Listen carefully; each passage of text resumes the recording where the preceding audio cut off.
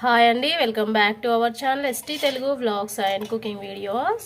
ఈరోజు మనము సింపుల్ ప్రాసెస్లో సూపర్ టేస్టీగా ఉండే మటన్ కర్రీ ప్రిపేర్ చేసుకున్నాము. మనం ఈ మటన్ కర్రీ ప్రిపేర్ చేయాలంటే ఎలాంటి మసాలాల పేస్ట్ యూజ్ చేసుకోవాల్సిన అవసరం లేదండి. అన్ని ఇంట్లో ఉండే మసాలాలతోటే ఈజీగా అలాగే టేస్టీగా ఉండే మటన్ కర్రీ ప్రిపేర్ చేసుకోవచ్చు.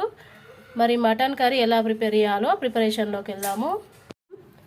ముందుగా 1/2 kg మటన్ తీసుకొని వాటర్లో వాష్ చేసుకున్న తర్వాత ఇప్పుడు ఈ మటన్ని ఉడికించుకోవడానికి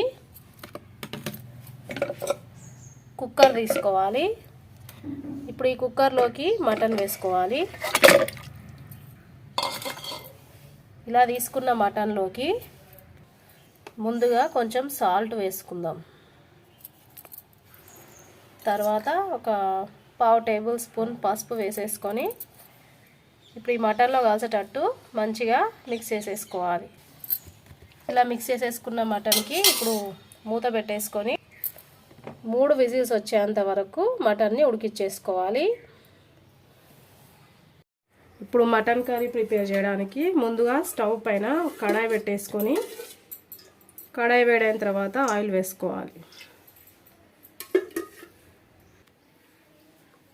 ఆయిల్ వేడైన తర్వాత 2 లవంగాలు, 2 దాల్చిని, 2 యాలకులు, 1/2 టేబుల్ స్పూను జీలకర్ర వేసుకోవాలి. మీరు కావాలనుకుంటే ఈ ప్లేస్లో సాజీరా కూడా వేసుకోవచ్చు. ఇప్పుడు మసాలాలు ఫ్రై అయిపోయిన తర్వాత ఇందులోకి ఉల్లిపాయల్ని చిన్న చిన్న పీసెస్లా కట్ చేసి వేసుకోవాలి.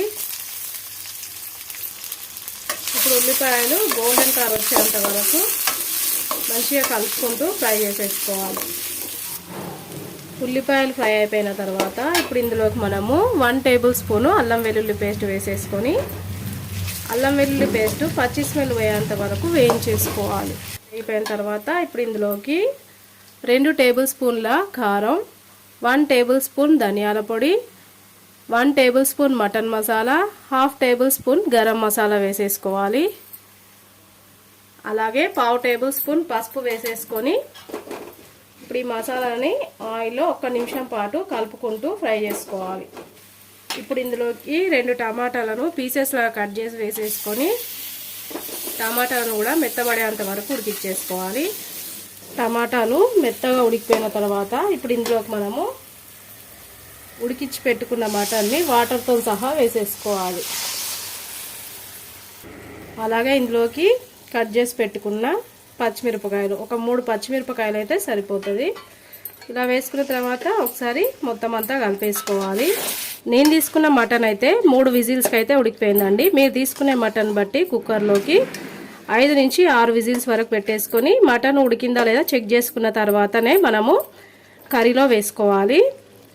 ఇప్పుడు ఇలా కలుపుకున్న తర్వాత స్టవ్ లో ఫ్లేమ్లో పెట్టేసుకొని కడాయి పైన మూత పెట్టేసి 5 నిమిషాల పాటు మటన్లో ఉన్న ఆయిల్ బయటికి రిలీజ్ అయ్యేంత వరకు ఉడికించేసుకోవాలి. మటన్లో నుంచి ఈ విధంగా ఆయిల్ పైనకి వచ్చేంత వరకు ఉడికించుకున్న తర్వాత ఒకసారి కలిపేసుకోవాలి. ఇలా కలుపుకున్న తర్వాత ఇప్పుడు మనము మటన్ కన్సిస్టెన్సీకి తగ్గట్టుగా వాటర్ వేసుకోవాలండి. నేనైతే మటన్ పీసెస్ మునిగేంత వరకు వాటర్ వేసుకున్నా. మీరు ఇంకొంచెం సూప్ ఎక్కువగా కావాలనుకుంటే వాటర్ కొంచెం ఎక్కువగా వేసుకోవచ్చు. ఇలా వేసుకున్న తర్వాత కన్సిస్టెన్సీ అడ్జస్ట్ చేసుకోవాలి. ఇప్పుడు ఈ మటన్ని 2 నిమిషాల పాటు ఉడకనివ్వాలి. ఇప్పుడు ఫైనల్గా మనకి మటన్ అయితే ఉడికిపోయింది. ఇప్పుడు ఇందులోకి మనము కట్ చేసి పెట్టుకున్న కొత్తిమీర అలాగే కొంచెం పుదీనా వేసేసుకోవాలి. పుదీనా ఆప్షనల్ అండి, ఉంటే వేసుకోండి. వేసుకుంటే మటన్ టేస్ట్ చాలా బాగుంటుంది, లేకపోతే కొత్తిమీర వేసుకున్నా కూడా సరిపోతుంది. ఇప్పుడు ఒకసారి మిక్స్ చేసేసుకొని స్టవ్ ఆఫ్ వేసేసుకోవాలి. ఫైనల్గా మనకి మటన్ కర్రీ అయితే రెడీ అయిపోయింది. ఇలా ప్రిపేర్ చేసుకున్న మటన్ కర్రీని మనము చపాతీతో పాటు రైస్తో పాటు తింటే టేస్టీగా చాలా బాగుంటుందండి. ఇందులోకి మనం సపరేట్గా మసాలాలు అనేది ఏది గ్రైండ్ చేయకుండానే డైరెక్ట్గా వేసేసి ప్రిపేర్ చేసుకున్నాం కాబట్టి ఈజీగా ప్రిపేర్ చేసుకోవచ్చు. అలాగే టేస్ట్ కూడా చాలా బాగుంటుంది. ఒక్కసారి ఈ మెథడ్లో మీరు కూడా మటన్ కర్రీ ప్రిపేర్ చేసుకోండి.